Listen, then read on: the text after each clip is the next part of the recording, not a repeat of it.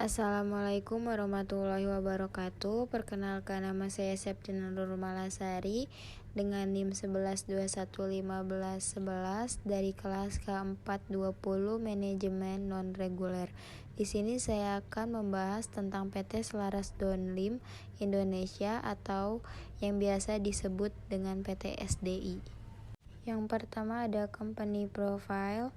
Industri elektronika merupakan salah satu sektor manufaktur yang mendapat prioritas pengembangan dalam melakukan transformasi digital sesuai dengan peta Jalan Making Indonesia 4.0. Upaya strategis ini bertujuan untuk meningkatkan kualitas dan kuantitas secara lebih efisien sehingga bisa berdaya saing di pasar domestik hingga global. PT Selaras Donlim Indonesia salah satu perusahaan penerima fasilitas kawasan berikat yang berada di wilayah pengawasan dan pelayanan Bea Cukai Bogor, melakukan peluncuran ekspor perdana alat rumah tangga vakum cleaner ke Amerika Serikat. PT Selaras Donlim Indonesia atau PT SDI yang berdiri sejak tahun 2019 merupakan perusahaan joint venture antara PT Selaras Citra Nusantara Perkasa atau PT SCNP dan Xingbao Holdings atau Cina yang bergerak di bidang industri plastik dan peralatan rumah tangga. PT SCNP sendiri telah menjadi partner dari perusahaan elektronik terkemuka yaitu Philips sejak tahun 1984. Ekspor perdana ini dilakukan menggunakan 6 high cube full container 40 feet sebanyak 5.976 unit vacuum cleaner dengan nilai barang sejumlah $150.000 dan merupakan bagian dari rencana ekspor sepanjang tahun 2021 dengan jumlah 2,2 juta unit dan senilai 800 miliar.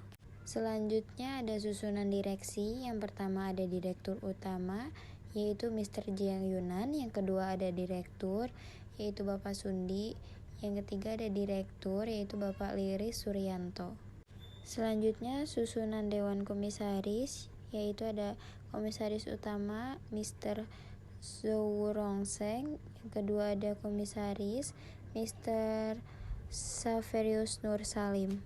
Selanjutnya ada strategi dari PT Selaras Donlim Indonesia yaitu membuat inovasi-inovasi baru terhadap produk, meluncurkan produk baru yang belum pernah atau yang beda warnanya dari produk lainnya. Contohnya seperti produk model tipe 2328, 2306 itu yang membedakan hanya dari dirty tanknya atau yang lain sebagainya itu yang dibedakan dari warna vakumnya biasanya. Atau dari lain-lain pun biasanya yang menjadi perbedaannya itu model vakum.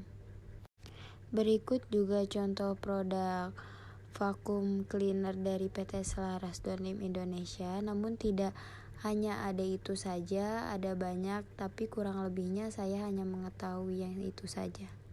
Selanjutnya ada kebijakan PT Selaras Donlim Indonesia. Yang pertama tanggung jawab untuk kesesuaian di dalam pengelolaan perusahaan terhadap peraturan perundang-undangan yang berlaku dan prinsip-prinsip perusahaan yang sehat.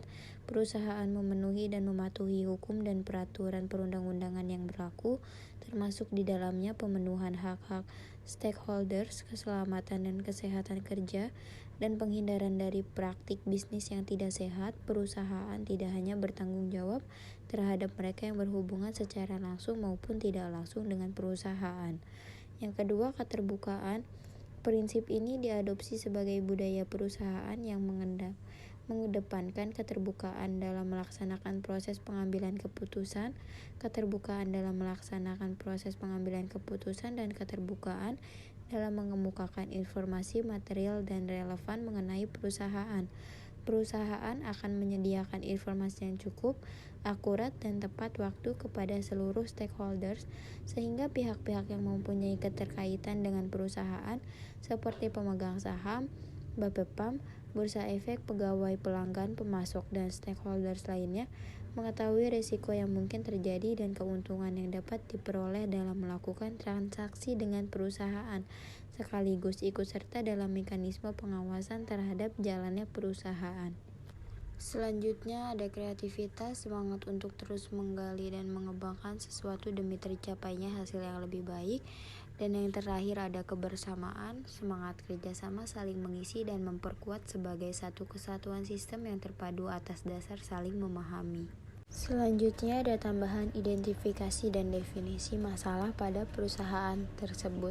Berdasar pengamatan dapat diketahui karyawan pada perusahaan ini, terutama yang berada di bagian operator produksi, banyak yang diliburkan karena terkendala barang yang tidak lengkap, produksi yang menurun. Selain itu, masih ada beberapa lain atau karyawan yang belum bisa memenuhi target yang sudah ditetapkan oleh perusahaan. Selanjutnya ada perencanaan dan perubahan. Yang pertama, pada bagian injection ditambahkan beberapa mesin baru agar dapat bisa mengejar produksi yang akan berjalan dan perekrutan karyawan untuk menambahkan orang pada mesin tersebut.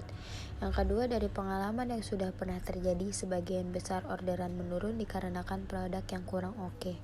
Oleh karena itu, karyawan pada perusahaan tersebut harus sangat memahami standar operasional kerja dan pengerjaannya harus mengikuti sesuai standar operasional kerja.